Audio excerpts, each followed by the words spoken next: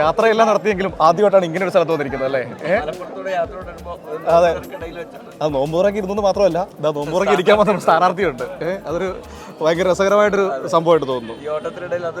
അതെ അതെ, ഞങ്ങൾ എല്ലാ സ്ഥലത്തോടെ കാസർഗോഡ് തൊട്ട് യാത്ര തുടങ്ങിയതാണ്. ആദ്യമായിട്ടാണ് സ്ഥാനാർത്ഥിയുടെ കൂടെ ഒരു നോമ്പ് തുറ ഇഫ്താറിനിരിക്കുന്നത്. അത് ഈ മലപ്പുറം എന്ന് പറയുന്നത് ഒരു സൽക്കാരപ്രിയരുടെ, അതായത് എല്ലാവരെയും നന്നായി സ്നേഹിച്ച് എല്ലാവരെയും സൽക്കരിച്ച് വിളിച്ചിരുത്തി ഭക്ഷണം കൊടുക്കുന്ന ഒരു നാടായത്. അത്രയും സ്നേഹത്തിൻ്റെ കരുതലിൻ്റെ വലിയ ഒരു പ്രദേശമാണ് മലപ്പുറം.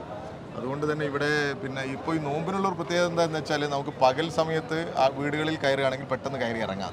പക്ഷേ ഈ നോമ്പ് തുറയുടെ സമയം കഴിഞ്ഞാൽ നമുക്ക് പെട്ടെന്ന് കയറി ഇറങ്ങാൻ പറ്റില്ല. നോമ്പിന് മുമ്പാണെങ്കിൽ നിങ്ങൾ ആരിപ്പോൾ ചാനലിൽ നിങ്ങൾ വന്നാലും ഏത് വീട്ടിൽ കയറിയാലും ചായ കുടിച്ചാലോ ചായ കുടിക്കാതെ വെള്ളം കുടിക്കാതെ നമ്മൾ പുറത്ത് ഇറക്കുന്ന പരിപാടിയേ ഇല്ല. നമുക്ക് തിരക്കുണ്ടെന്ന് പറഞ്ഞിട്ട് കാര്യമില്ല.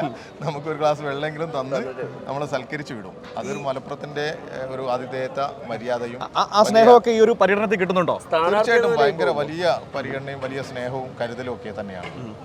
ഇത്തവണ മലപ്പുറത്തിനൊരു മാറ്റം പ്രതീക്ഷിക്കുന്നുണ്ടോ? മലപ്പുറം തീർച്ചയായിട്ടും നിങ്ങൾക്ക് ഈ കാഴ്ചയും ഈ സ്നേഹവും ഇവരുടെ ഒരു കരുതലും ഒക്കെ കാണുമ്പോൾ നിങ്ങൾക്ക് തന്നെ അത് മനസ്സിലാവുമല്ലോ. ഒരു വലിയ മാറ്റം ആഗ്രഹിക്കുന്നുണ്ട് മലപ്പുറം. ആ മാറ്റം ഞങ്ങൾക്കും പര്യടനത്തിലൂടെയൊക്കെ നന്നായി ബോധ്യപ്പെടുന്നുണ്ട്.